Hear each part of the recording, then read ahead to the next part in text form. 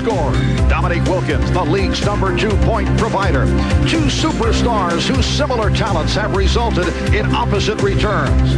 Both exploded into the NBA as youngsters. But Michael's 3 MVPs, 2 consecutive championships, and 7 scoring titles have annually kept Dominique in the shadows and searching for his first world championship. The quest continued in Chicago Friday night as Wilkins faced off against Jordan and the Bulls. But Chicago's finest was untouchable. Michael's 18 first quarter points, 35 for the night, erased any efforts by Dominique and the Hawks.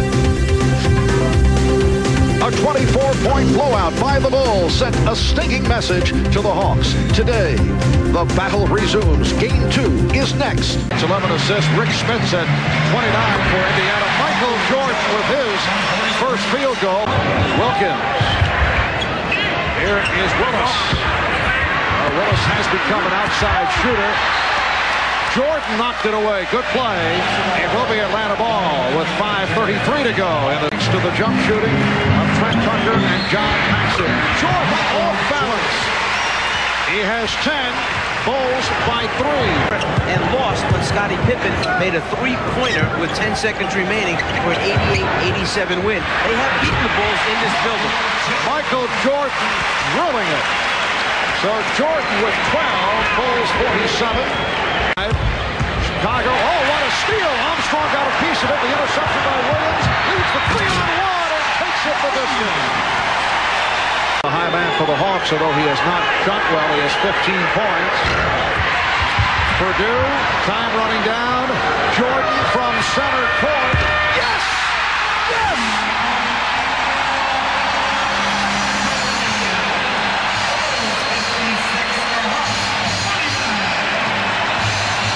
Just what you don't want to have happen. Send this crowd into a frenzy and the Bulls into the locker room with a half-court shot by Michael Jordan. And that will go down as one of the most spectacular shots of the season. Michael Jordan, time running down just across the midcourt line. And he banks it off glass cleanly through. Put Michael down for 3 points. Put the Bulls down for 56, and at halftime, a 56-49 lead. That, incidentally, will not be worth $1 million for Michael.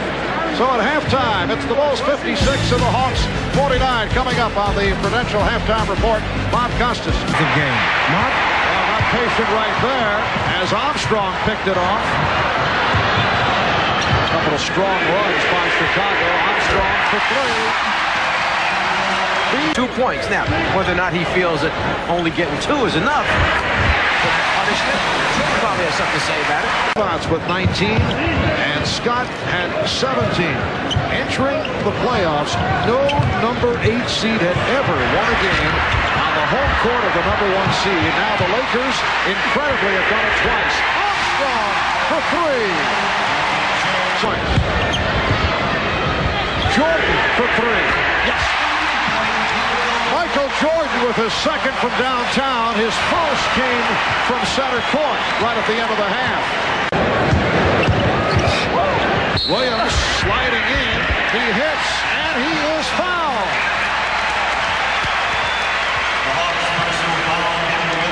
Atlanta decided to stay at home, play straight up defense, 1 against 1. Scott Williams is big, strong, takes Kevin Willis off the dribble to the middle, and then as Keith tries to come over and give help, it's just a little bit too late. He'd love to do it. Michael Jordan to the reverse, yes, and it counts. Now, Atlanta tried to come at him once they saw the double team. They were coming really from the inside of the court. Here comes Keith. You see him there too late. He comes around. They tried to foul him before he could get it up. Instead, with the reverse underneath. You see, Keith comes high. He goes low. Willis is waiting. He never jumps. Instead, he watches. I don't blame him. It looked pretty good to me, too. 7 minutes remaining in the game. Jordan goes to the left hand. Jordan with a floater. Wilkins was trying to influence Jordan to the outside official. Crawford said last touch by the Bulls. You can see that Auburn's late getting over there. Wilkins was anticipating the help, but because he opened up his stance too much, gave him too much of an open drive, Auburn can't get there in time. Michael has that great first step. 3-on-1. Grant finishes it off. And with the foul.